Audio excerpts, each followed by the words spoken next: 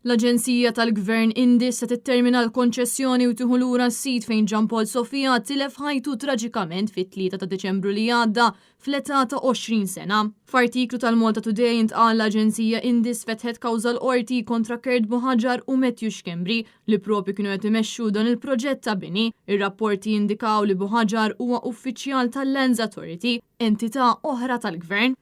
Fuq din l-art kellha tinbena fabbrika iżda dan ix-xogħol qatt ma tlesta minħabba li din il-binja krollat.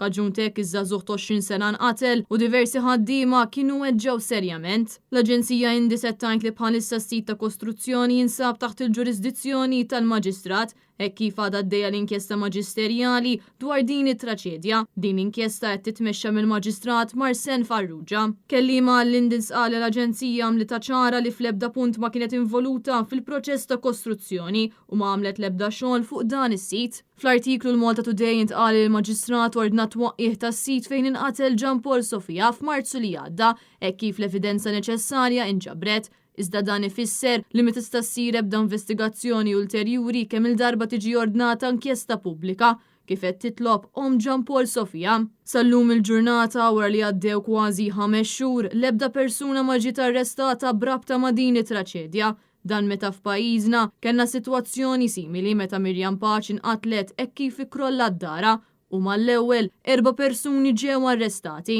Il-Partit Nazzjonalista qed jappoġġja lil Isabel Bonnici f'din it-talba għal inkjesta pubblika.